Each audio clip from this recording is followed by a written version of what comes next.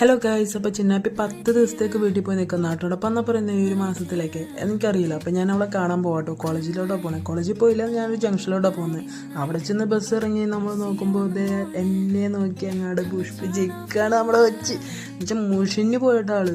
അങ്ങനെ ചെന്ന് ഞാൻ ഒരു ഫോട്ടോഷൂട്ടൊക്കെ നോക്കി, പക്ഷെ കിട്ടിയില്ല. കാരണം അവിടുത്തെ ആൾക്കാർ പലതും പറയും, പലതും വിചാരിക്കും. സോ നമ്മൾ നേരിടാന്ന് പറഞ്ഞാൽ അവർ വേറെ ലൊക്കെ ചിന്തിച്ചു നോക്കും. അങ്ങനെ ഞാൻ കാണാൻ ചെന്ന് വഴിക്ക് അവൾക്ക് ഷേക്ക് കുടിക്കണമെന്ന് പറഞ്ഞപ്പോൾ അവിടെ ഫേമസ് ആയിട്ടുള്ളൊരു കടയുണ്ട്. 20 രൂപയുള്ള ഷേക്കിന് മറ്റേ സാധാ പഴവും ബിസ്ക്കറ്റൊക്കെ ഇട്ടിട്ട് നല്ല രസമുണ്ടോ. അവിടെ പോയി അപ്പോൾ പുള്ളിതെ ഒഴിച്ചോണ്ടിരിക്കുകയാണ്. നല്ല ടേസ്റ്റാണ്ടോ, നല്ല തിരക്കാണ് ഇവിടെ. ഏതൊക്കെ കട ഉണ്ടെങ്കിലും നല്ല ഫേമസ് ആണ് ഷെയ്ക്ക് കട അപ്പുറത്തുണ്ടെങ്കിലും പുള്ളിക്ക് നല്ല തിരക്കാണ്. ഞങ്ങൾ അവിടെ പോയി ഷെയ്ക്കും കട്ട്ലറ്റൊക്കെ കഴിച്ചു.